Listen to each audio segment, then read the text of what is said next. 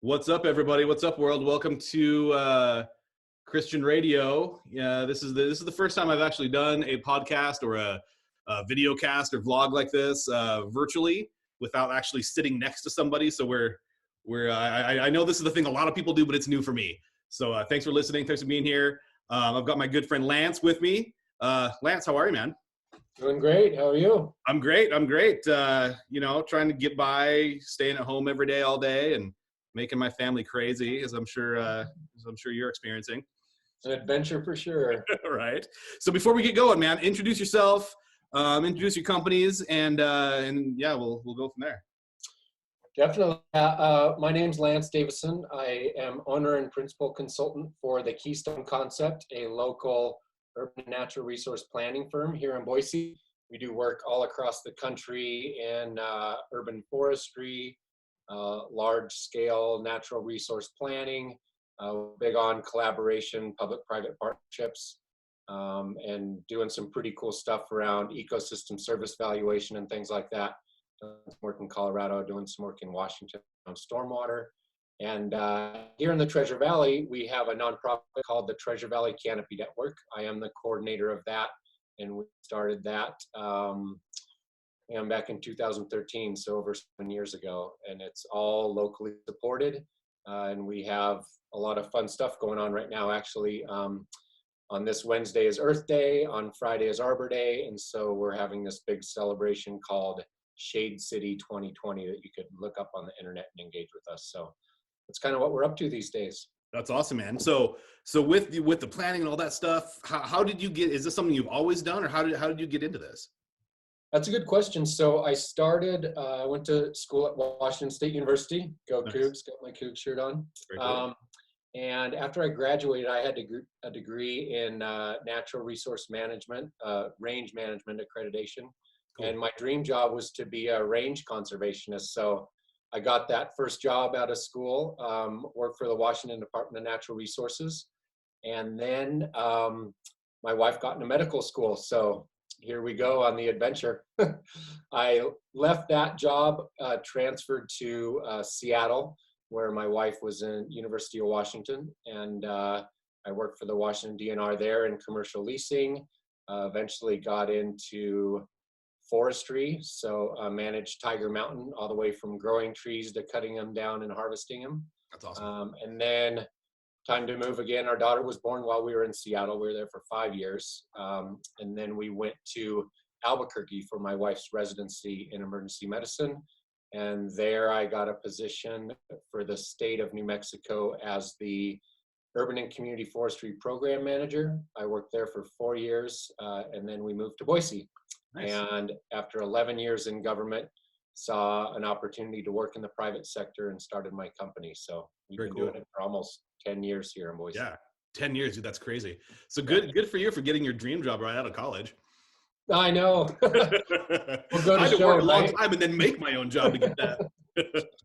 Yeah, that doesn't happen to many people, man. So good for you. An adventure for sure. Good. How did you like living in New Mexico? I've never been there. I've seen really cool photos. Like I'm a photographer, and so I love like seeing other photos. And I've seen photos in I think it's Albuquerque where they do the balloon festival. Yeah. Have you been to that? Oh yeah, our daughter. I'll have to share a picture with you. Our daughter, she's 15 now, but she was like 4 when we lived there. Cool. And she loved it. I would highly recommend if you want to visit New Mexico, go in the fall. I think it's in October. Yeah. And, check out the balloon fiesta. It's amazing. So, yeah, I've seen photos of that, man. It looks awesome. Yeah. Outside of that, though, what was it like living? I mean, that's a very different place than Boise or Seattle for sure.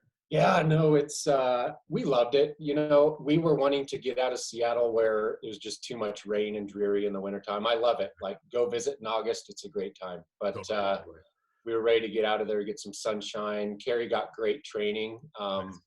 It lives at the intersection of 2 freeways. So being in emergency medicine, there was lots of trauma with that. And there's rough parts of town. But awesome. Yeah. There's also a lot of beautiful places. So great mountain biking. The culture there is fascinating. Working for the state of New Mexico, I traveled around the whole state, got to know a lot of the Native American tribes. Cool. The culture is just really fascinating, and it's beautiful. The backdrop is the Sandia Mountains. And the reason they call it that is because at sunset, it looks like sandia, which is watermelon. Huh. Just the hues of color. It's super cool. That is super cool. Yeah, that's awesome. Yeah. And we were glad to get back to the Northwest. Like, yeah, Boise's our place. Whitewater rafting, mountain biking, all that good stuff. Totally. Family's probably a little bit closer. Yep, a little bit closer. Totally. Cool. So let's talk a little bit about Shade City 2020, man. Earth Day and all that stuff. I know, you and I had talked, I don't know, whenever it was, last fall, winter, whenever we wouldn't have lunch, and we're talking about this. Seems like a whole life ago. That seemed like 10 years ago. I know, but it might have been like 2 months ago. I don't even know. Right. I think it was more than that. But we were talking. I know that like everything, like this event has been kind of upended. What have you done to kind of shift focus and really try to engage some people without, being able to be in the same, physical space with everybody? No, I think that's a great question. And, when COVID hit, like everybody else, life was going along, business was booming, and then we're going to live forever. Who would have known? So it was good because we had such a strong group of partners. This really started with the Canopy Network, talking with our new friends over the last year at Lost Grove Brewing. They have a really great platform and interest in sustainability, helping nonprofit organizations. I've loved working with them. And so we wanted to do, for the tree people, Earth Day, Arbor Day, like this is our week. I always say we've got to capture this week because this is when people really care about this stuff. Yep. Everybody cares about trees all the time, maybe a little, but now's our time. So we started probably 9 months ago planning what started out really was a brew fest that Lost Grove wanted to do. Yeah. And then we built around it a partnership with Bitter Creek, which we've been helping them for 3 or 4 years with their Arbor Day celebration. And so the plan for Shade City was to start on Sunday with a Bitter Creek event. And then Wednesday, do a big City of Boise celebration. Thursday was going to be a Buy Idaho concert. They have a place in the Live District, if you know Boise in the Live District, down on Broad Street. And then part of that, we were going to do tree tours with Boise Community Forestry. So kind of link all those things together. And then Saturday, like an all afternoon long brew fest. And so when COVID happened, we kind of gathered the troops and I said, we have a lot of great energy. Like, can we, first of all, let's postpone this maybe till the fall when this all goes away. So we're like, yep, we're on for that. And then people just started tossing around ideas. We have people, I think, want a break, right? Like COVID every day and like stay in your home, don't go outside. But it's springtime, it's beautiful. And just to get outside, it's a really hard time to do that. Totally. So it was fun to organically come together as a group. And then like one thing on top of another, starting on sometime last week, the Nature Conservancy put out this thing to do chalk. So we'll go out, like those of us that know the name of the tree, we'll write in chalk and point an arrow to the tree and help people learn about their trees. So we call it Chalking to Trees. Love it. So that's going on right now. Go in there and go to our website, Shade City 2020, and check that out. Cool. And if you don't know a tree, take chalk and like ask a question. And maybe we've got tree care companies out there. We've got cities out there. Well, no, I'll make sure the Stack Rock Group folk are on that too, because exactly. I don't know anything about trees. I know of trees. I like them. That's about, I know they need water. And that's about as far as my knowledge of them goes. But at Stack Rock Group, we've got some awesome people. They know more about trees than I know about like everything that I know. So I'm glad to say that, because that would be a super fun thing to get those folks involved with too. Exactly. And that's what I love, right? Like what's wonderful about the Canopy Network is we're really a public-private partnership engine. And so if people want to talk about green space in their cities, they come to us. We're not just advocating for trees. That's easy to do. We're getting our hands dirty. It's an opportunity. So we want to partner with Stack Rock. We want to partner with Franz Whitty, Jaker Nursery, Idaho Nursery Landscape Association, and together celebrate our local business. I think now is the time for us to come together. You can go out and shop for trees and plant trees. We just got to be smart about it amongst COVID. So let's just all get out there, enjoy the nice weather, enjoy springtime, and celebrate Earth Day and Arbor Day all week. Absolutely. So with these public-private partnerships you're working on, do you have any big, cool, projects outside of Treasure Valley that you've worked on that you can talk about? That's a good question. So the Canopy Network really focuses on the 9 municipalities within the Treasure Valley. Okay. But my company and my relationships, you've seen, I've traveled around the country. I have a lot of relationships like with the president of the Arbor Day Foundation or the CEO of American Forests. And so what we love to do is help highlight what's going on in Boise through the lens of the nation. Mm-hmm. So one of the things that we were able to do is connect the city of Boise up with more opportunities through Arbor Day Foundation. One spin-off project that you might be able to find on our website is called Canopy Continuum. Okay. We actually have an urban heat map now. So for those that don't understand, it's a big deal in cities when you build concrete jungles or large parking lots and devoid of vegetation, you create a heat island. So that area holds heat. It makes your building use more energy to cool during the summertime. And so you can plant trees to mitigate that. So that partnership really came out of a relationship with Portland State University. I knew the professor that was putting it together, and I said, hey, Boise could do this. How about you throw us in that project? And so they did. And now we have an urban heat map, and you're going to see more and more coming out of that to how can we find these hot areas of town and plant trees to cool them down and be more livable for everybody. That's awesome. Yeah. That's super cool. Yeah, so I'm looking on, is that on the Keystone Concept website, or is that on Treasure Valley Canopy Network? Probably the Canopy Network under projects. And the Canopy Network is tvcanopy.net. Cool. And you go to Canopy Continuum. And that thing's growing like crazy as far as more and more opportunities. That's a super cool tool. Yeah. Do most cities have that, or are there just Portland and Boise now? Are there just a small handful of cities with that? No, that's a good question. It's starting to grow. Vivek Shandas, who I work with there, he has a company called Kappa Heat Watch. And so they kind of piloted it with us in a few other cities last year, and they're trying to grow it more. I think they're getting some funding from NASA to do that. So we're helping them. NASA? Yeah. Crazy. Yeah. So we're helping them to do that through my company in other places around the country. But that's the other thing. We really want to be innovative with the Canopy Network. So we want to bring unique opportunities here, because now, like with the urban heat piece, we're on the cutting edge. So we're using cutting edge data, and we can help inspire other people to do the same. That's awesome. Yeah, I'm flipping through this now, and how to use the heat maps. Broken out, Nampa, morning, afternoon, evening. Wow. Dude, there's a ton of stuff here. This is amazing. So obviously, where it's red, that means it's real hot. Yep. And there's a couple, looking at this, there's a couple spots that are really surprising to me. There's one, I'm looking at the Boise one, Boise morning traverses 6 to 7 a.m., like right up against the foothills, kind of by Hulse Gulch. It's real red through there. Why is that?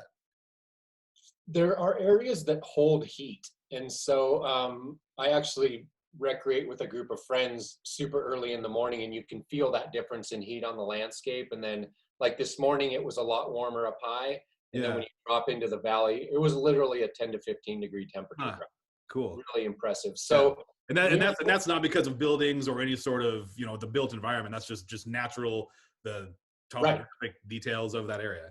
Exactly. Natural landscapes. Now in the urban environment, it kind of, what's the word, emphasizes or makes it even more intense. So like if you were to look at the more industrial parts of town, those are going to hold heat.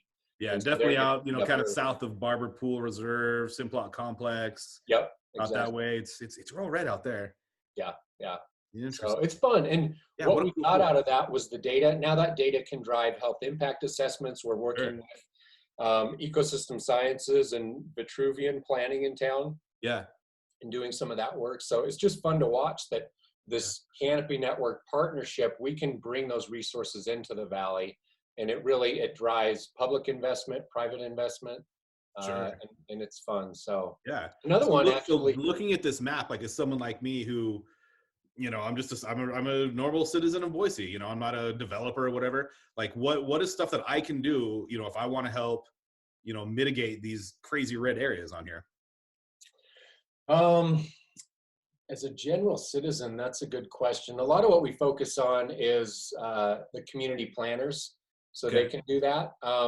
As a citizen, I just think it's good to raise awareness about it, right? Like Sure. maybe you're supportive of having more trees planting in large parking lots. Most people don't really understand that that's an issue. Yeah. But I think like empowering citizens, that's the hard thing with the work that we do. Yeah. Stay tuned. This is a teaser for everybody. There's going to be a big announcement by the end of this week from the city of Boise about how you as a citizen can get engaged and help. So Fantastic. I'm going to say no more than that. I'm not going to ruin the excitement, but No, yeah, don't do that. Awesome. yeah, when it comes to, and you know all about marketing, right, Krisjan? I know a few things. I think. You taught me a ton about marketing. It's hard to market to the general public, right? Without yeah, marketing to everyone is so hard. Huge. Yeah. Yeah, exactly. And so what's exciting about this project with Boise is that we're going to be able to do that. Cool. Every single person at their home can have an impact on our climate and our local green economy. So this is your opportunity to do that. So very cool. That's awesome. We'll launch into that. Very cool. Soon. Very soon. Very cool. So back to kind of talking about, the Earth Day stuff that's coming up. Obviously, it's all sort of shifted to, more online social media stuff. What start with today? What's happening today, and how is the rest of the weekend to kind of play out? That's good. So yesterday, Lost Grove launched a week-long promo helping people express what they love about Earth Day, what they love about our local business community. Their photo challenge yesterday was, why do you buy where you buy? What do you love about these certain companies? So the idea is Lost Grove, they work a lot with Bitter Creek and lots of other companies that buy local, feed local. Yeah. And it's a really great way to kind of spread the love about why we have great companies in Boise.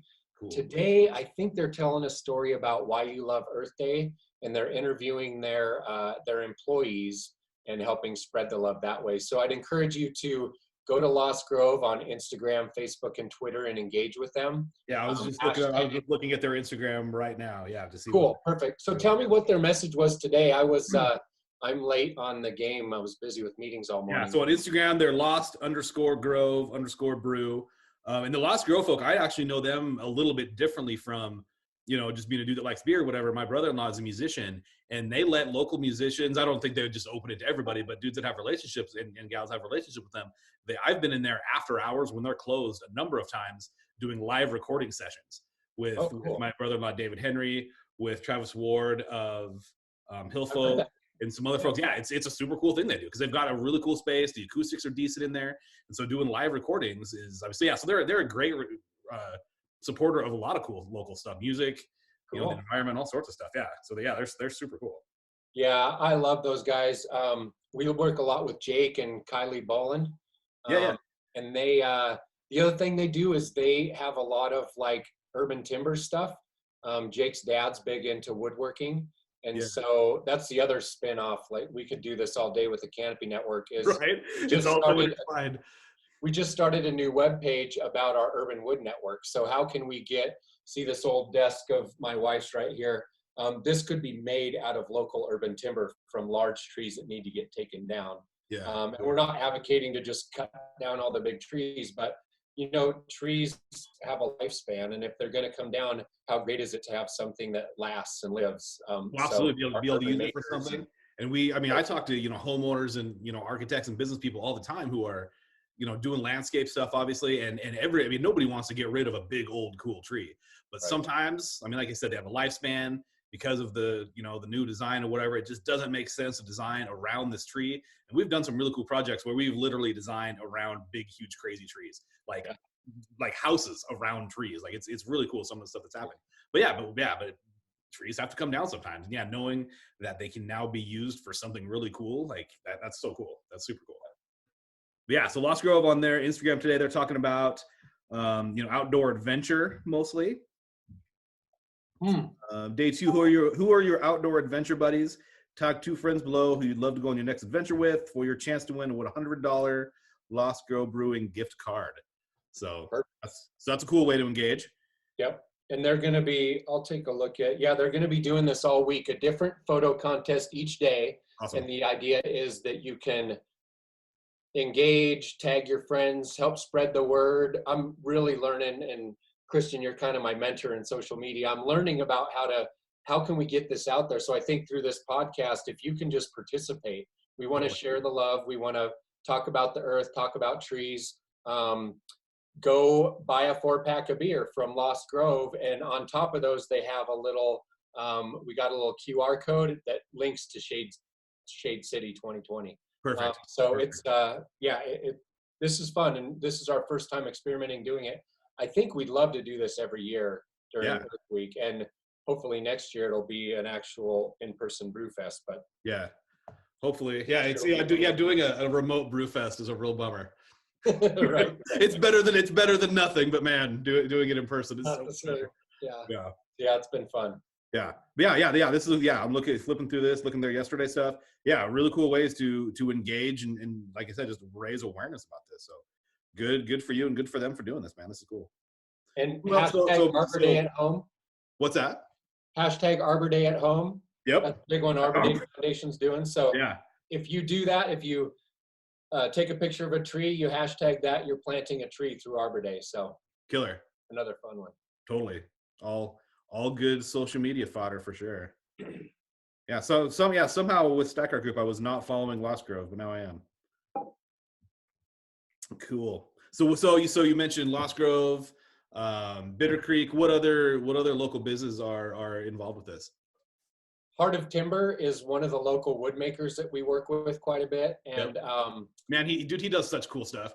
Oh, it's so fun, and he's also very entrepreneurial. So a lot of the makers out there just love to make furniture, and so it's fun to get them wood. Cool. And Alex was actually interested in kind of the larger picture, which is what we needed to dive into it and understand it. So we just worked with him to purchase, if you go look at our Urban Wood Network website, there's a picture of him with 3 huge elm slabs. Cool. And so Live Edge Slab Works company went in town locally and planed out these huge slabs, and we're going to make one of those slabs into a table. Nice. That if and when hopefully we can do an in-person celebration this fall, we're going to try to auction that off as a boardroom table somewhere. But like the whole river table thing, it's super cool. Yeah, dude, I love watching the videos he does on those and seeing those. It's so cool. It's so much fun. So he'll have his stuff out there.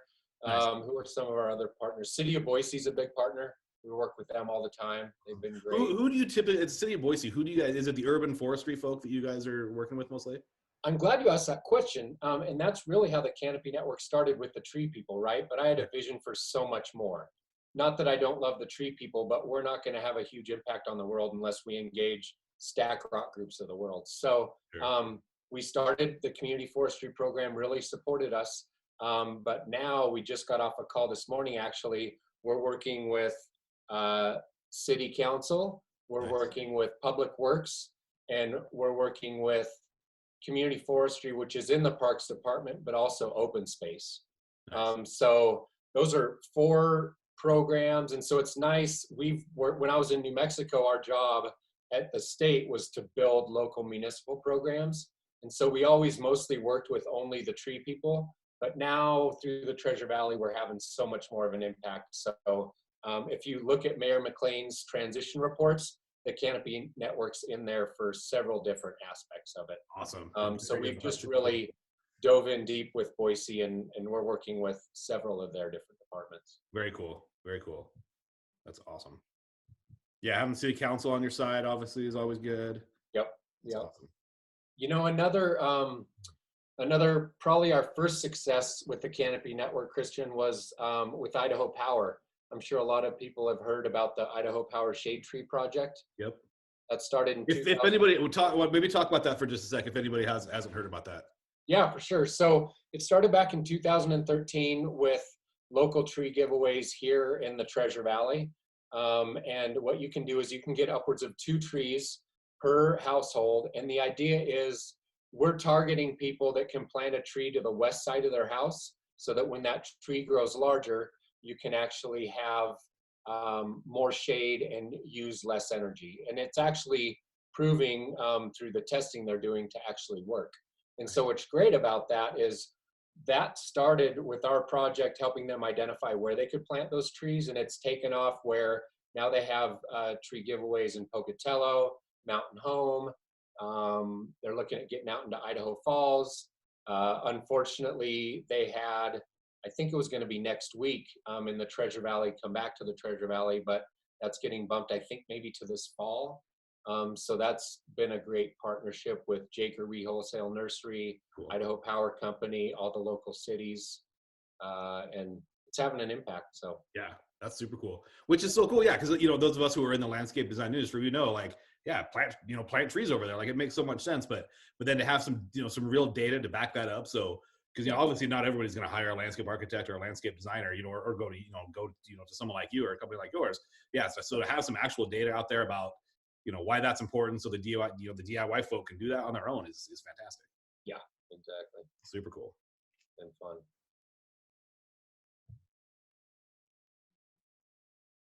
So you mentioned, what about land? Do you have any landscape contractors involved right now? That's a good question. We don't. So the way our structure works in our organization is we have 4 levels of membership. We have our highest level of membership right now is City of Boise. They contribute upwards of $5,000 every year, and then it goes down to $500. And so there's a whole range of different contribution levels to help support us. And so we have a few cities, Boise and Nampa. We have new last year is Jensen Belts. Cool. So they're a landscape design firm, and they're awesome. They do design work all over the Treasure Valley, been around forever. Yep. Kim Siegenthaler is great. And so we hope that that's going to be a window to more like organizations like that being involved.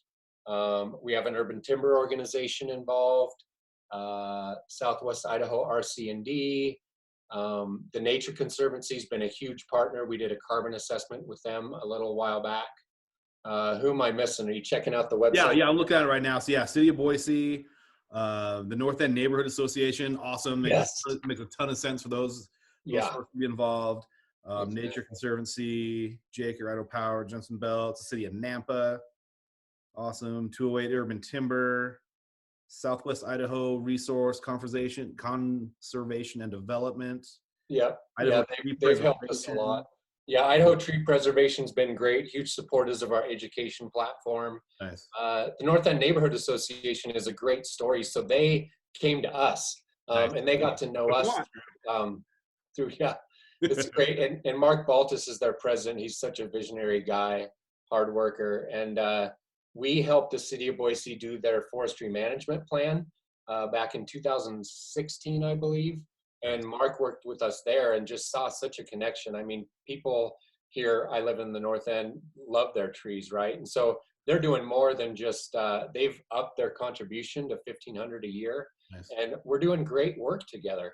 We're helping strategically invest in new trees. What do we do with the old trees that need to come out? And it's just such a great partnership. Like Nino will get a question about trees, so they can kick it over to us or the city forestry program. Nice. And it just works. So yeah, they're a huge partner. That's cool. Yeah, Boise Schools is on there. That's awesome. Yep. We do a lot of work with Boise Schools, so that's cool. St. Alice, St. Luke's. Yeah, the healthcare. There's a ton of opportunity there. I think we're working with Salter a little bit on. I don't want to steal that thunder either, but something coming up this fall with physicians and walking. So yeah. Ooh, nice. Yeah. Well, with all the stuff that Salter has going on with BVA and everybody, man, they have some resources and some horsepower now. So I'm not surprised that they're doing cool stuff. It's fun to watch. Yeah, super awesome. Yeah, USGBC obviously. Yep. Super cool. DEQ, Idaho Department of Lands. Yeah, so you may not be aware, Idaho Department of Lands actually was our first funder. Oh, really? Interesting. Yeah, so I knew about that because when I was in New Mexico as the state urban program manager, they received federal funding from the U.S. Forest Service that then is delivered to the state to do their work. So we work a lot with the U.S. Forest Service and Idaho Department of Lands. Very cool. Through some of our partnerships there, we should be getting some more funding through Congress, provided more funding to urban forestry last year, and so we might get some more funding there. So very cool. Like I said, it's fun to build those relationships at a national scale that bring resources in. Yeah, absolutely. Absolutely. Looking at this, I'm sort of surprised to not see the Idaho State Parks Department on here. That's a good question. Yeah. So we had a landscape designer that worked with us. She started with Franz Whitty, and then she went to state parks. Yeah, Maggie. You're talking about Maggie, right? Yes, Maggie. Yeah. You know Maggie. Of course. So now she lives in Pocatello. Yeah. And did you hear she's having a baby? I think I saw she posted something about on the book face recently. Yeah. She's great. So she worked with us when she was at Parks, but I think it really is finding the right person. So, excuse me, at that point, Parks was involved, but we're always willing. The right person finds us to bring them on board. And well, that's a relationship. We'll talk about this offline or wherever. That's a relationship I can help you. I can help connect those dots for sure. Because Perfect. Yeah, we have some really good relationships there, and we have some really cool stuff we're working on with them right now. Awesome. Yeah, I bet you could help with that. Yeah, and you also mentioned the city of Twin Falls, right? The city of Twin Falls is not part of the Canopy Network, but another interesting point there is that we built this with Idaho Department of Lands several years ago.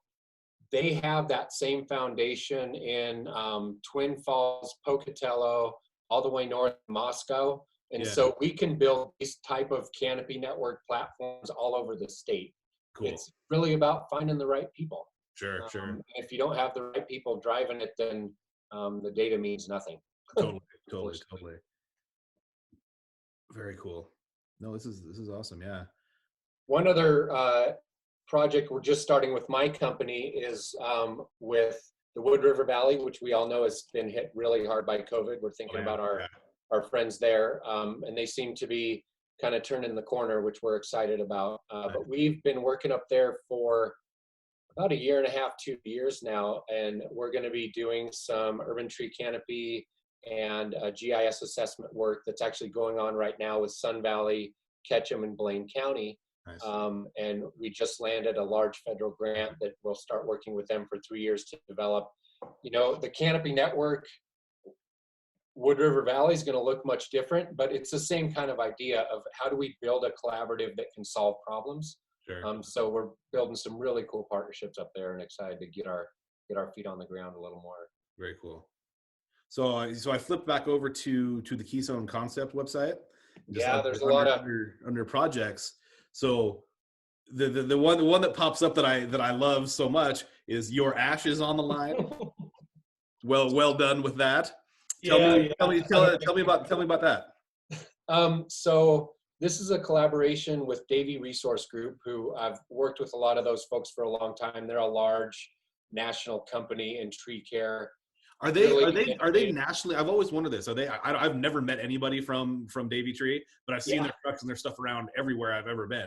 Are those local franchises, or is it one huge like national company? It's one huge national company that is employee owned.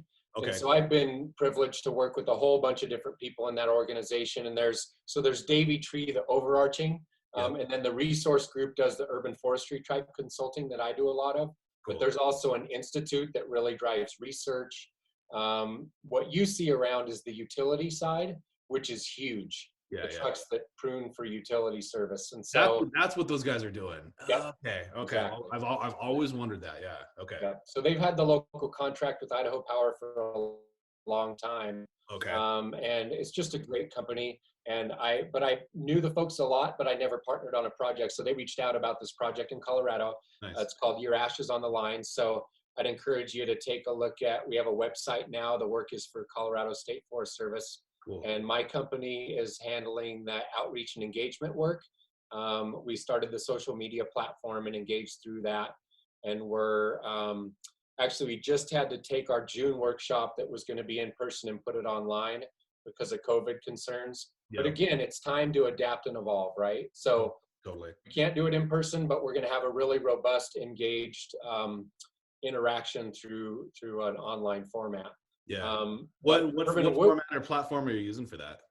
That's a good question. We're going to talk about that tomorrow with the team. But one of our team members, Josh Bohanek, he's the Airstream arborist guy I was telling you about. Yeah. He's worked with a bunch of different platforms. Zoom is a possibility. That's the one I work with the most. But we're going to explore 3 or 4 different platforms. I don't know. You have any advice? No, not really. I mean, we've been using Zoom, and we started off trying to use Google Messenger and the tools within Google. It was just kind of clunky and didn't really, just didn't really work the way we wanted it to. So I've been relying on Zoom a ton, the last. It's been great. We invested in using their platform like 5 or 6 years ago because GoToMeeting was just too expensive. Totally. And man, Zoom is, especially in the COVID times, they've adapted. So. Oh man, they've done a good job, and I've had I have the free account. Like in our office we have one of the paid one if we need to do have 5, 8, 10 people in a meeting or whatever. But for just stuff like this, most of the stuff that I do is one-on-one or just me and 2 other people. So the free one for me has been working great. And so the free one did this whole platform for. Yeah, we're recording this on the free one right now. That's awesome. Yeah, that's awesome. Yeah, I hope it works. Maybe it won't. Who knows? No, I think it's going to. I'm 98% sure it's going to work. Cool. Yeah, your ash is on the line is a fun one. We got another 2 years left on the project. They're going to do some inventories in small towns. We're going to develop a real robust planning platform. Nice. And the fun overlap with what we're doing here with Urban Wood in Colorado is everybody's realizing the need to use this urban wood for a higher and better use than just firewood or mulch. Sure. And in Colorado, Boise, you need to keep your eyes out because ash and emerald ash borer is an issue. Emerald ash borer is not here yet, but they discovered it in Colorado in 2013. So I'm pretty sure it's here. We just haven't seen it. So we need to have our eyes on the lookout for emerald ash borer in our ash trees. Because what are we looking for? So it's a small little beetle the size of a penny. Okay. Bright green, and what they do is they just bore into the ash tree and they go to town, and it doesn't take but a year or 2 before that ash tree's dead. Wow. And you can treat it in different ways. You can treat it with chemical. You can choose to take it down, and that's what we're doing in Colorado because now that it's there, it's amazing. It came to Boulder in 2013.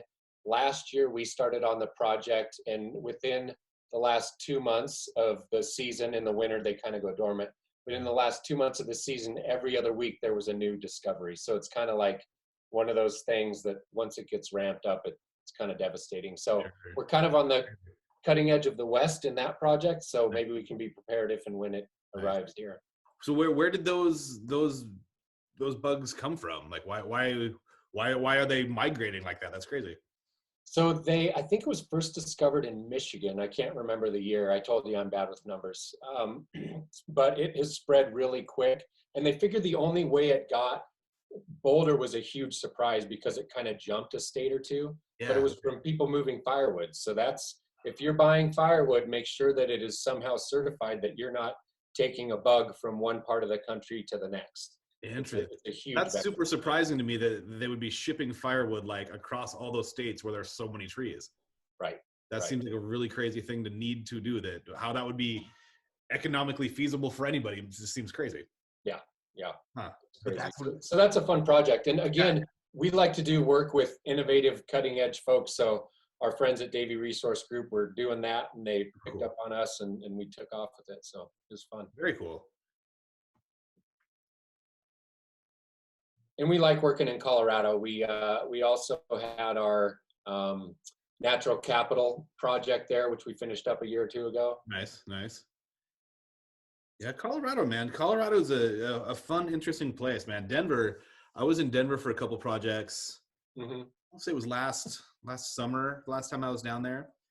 The growth is crazy. It's so similar to Boise, where everybody's talking about I don't know how anybody affords to live here, and there's all these people coming from everywhere, and it's so crazy. It's amazing. There's really good people there, and we have a good time. So yeah, I definitely like going to Denver for sure. Yeah, I was in not this last summer, the summer before. I got invited to speak at the Pac-12 Sustainability Conference, which was at ECU in Boulder, which was interesting. Which was That's super a cool place. Yeah. Yeah. I had spent a little bit of time there. My younger brother went to school at the Colorado School of Mines in Golden. And Yeah, that's a cool I'd place. go visit, and we'd go party in Boulder. Uh, I didn't have a lot of memories of anything specific. We were, partying. But Boulder's a cool town. Super cool town. I love that area. It's a good spot. Yeah. I think there's a really cool little pub in where the Colorado School of Mines is that's fun to go to. There's a couple of them right there, and I will never remember the names of them, but there's definitely a couple cool ones there. I was really surprised how fun and informative the brewery tour at Coors was when I was there. Oh, really? I still haven't done that. It's pretty cool. And after you take it, you can take the abbreviated tour, where you just go straight to the tasting room, Nice. which is better. It all works. It seriously blew me away. Like I'm not a brewer. Like I'm a appreciator of beer, but I know what I like and what I don't, but I don't know anything about like why I like it or whatever. I just know that I like stuff. Right. But I was so blown away when I was there how different like a super fresh like Coors banquet beer or a Coors Light tastes there, like when it was just really? versus how different it tastes like out here. It's so different. Interesting. Like when it's super fresh like that, it's really, really good. Huh. It blew me away how different it was. I'll have to get there next time we're there. I see it all the time. I just never have made it happen.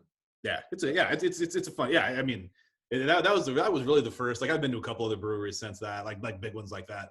But they do a good job with the tour, and I remember. I learned a lot of stuff. It was really interesting. It's worth if you're looking to kill a couple hours, it's worth it. Sounds very well worth it. Yeah.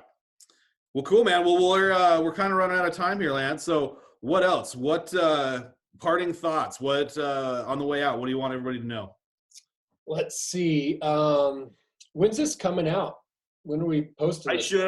I'll have this. So I'll just need to kind of cut up the audio a touch, just trim the front and the back, do an intro and some stuff. Because of how timely this is, I'll make sure I have this up tomorrow morning. Right on. Could you add like a little hair for me, maybe? That'd be nice. I'm pretty good at Photoshop. I don't know if I'm that good. Yeah, that's awesome, and I appreciate the opportunity on Earth Week with all we're doing. So I would say follow #ShadeCity2020. It's going to be a lot of fun. Get out there, enjoy the outdoors. That's really what we want. We want to give people a lens of hope and opportunity. Look for some pretty cool announcements on Earth Day from City of Boise around a whole bunch of things. And then Friday, there's going to be a big splash on Arbor Day from City of Boise as well. So if you're an individual homeowner, that's going to be your call to action. So Perfect. Join us in that. I think we're going to have a highlight with the Urban Land Institute on Wednesday on Earth Day as well, Nice. Talking about what we're observing with COVID and how we can evolve and adapt with this. I guess my final message would be how proud and excited I am about how it is to work and live in the city of Boise amongst all that's going on with this pandemic. We work in a leadership realm all across the country. And what we're seeing is just a lot of people coming together, less political divide, less controversy. This is not the time to fight and argue about what's going on. Now's the time to come together. And really, we are going to build more resilient local economies. We are going to build more resilient landscapes. I think that at the beginning of this, the sustainability and tree people were a little scared because we were always like at the low end of the totem pole for funding.